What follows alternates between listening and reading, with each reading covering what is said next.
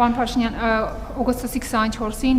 Իրանի դեմ ԱՄՆ նոր պատժամիջոցների փաթեթը գործարկվեց, ինչի հետևանքով արդեն երկրորդային պատժամիջոցների սպառնալիքի տակ վտանգի տակ հայտնվեցին երրորդ երկրների բանկերը,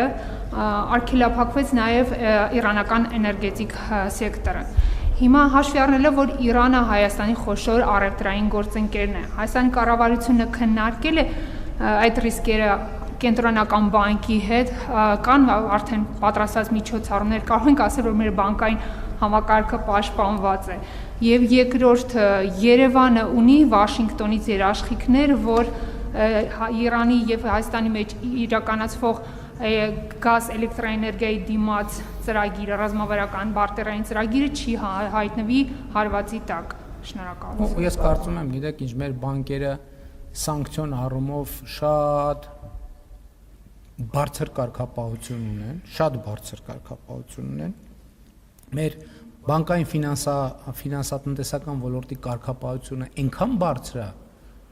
որ նույնիսկ կան փորձագետներ, ովքեր ասում են դե լավ, հա, այդքան չափազանցրած, այդքան կարգապահությունը ինչքանով է արդարացված, բայց փորձ ցույց է տալիս, որ արդարացված է։ Ես բանկային համակարգի հետ կապված ընդհանրապես ոչ մի մտահոգություն չունեմ, որովհետև իրենք ճշգրիտ աշխատում են ճշգրիտ կանոններով, ամենաբարձր ստանդարտներով։ Ինչ վերաբերում է տնտեսական կապերին, իհարկե որոշումները շատ բազմաշերտ են, պետք է այդ որոշումների բովանդակությանը ծանոթանալ, որովհետև վերնագիրը ուրիշ բան է եւ որոշումները ուրիշ բան է։ Եվ բուն իրականության կոնկրետ գործարքների վրա դա ոնց է ազդում, դա կամ կարա ազդի, կամ ինչ ռիսկեր կան, կամ ինչն է, որ ընկնում այդ ձևակերպման տակ, դա արդեն հետագա աշխատանքի բան է, խնդիր է, եւ այդ աշխատանքը արվում է, եւ քանի որ նոր է process-ը եւ ծավալուն է, մենք հիմա դա վերլուծելու ընթացքի մեջ ենք, այդ թվում մեր գործընկերների միջազգային աջակցությամբ, որպեսզի ճիշտ հասկանանք ամեն ինչ եւ ամեն ինչ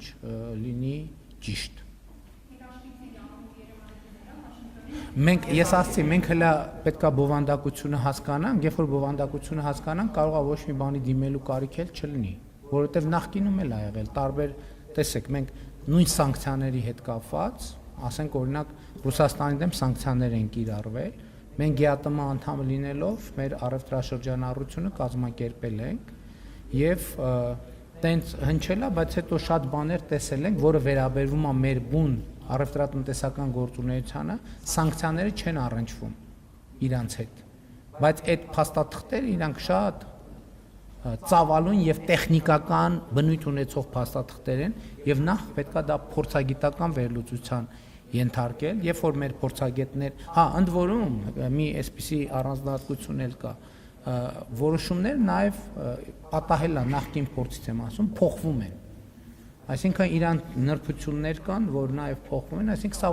աշխատանքային process է, որը շարունակաբար պետքա տեղի ունենա։ Հավանիչ տեսանյութը եւ բաժանորդագրվիչ նորությունները բաց չթողնելու համար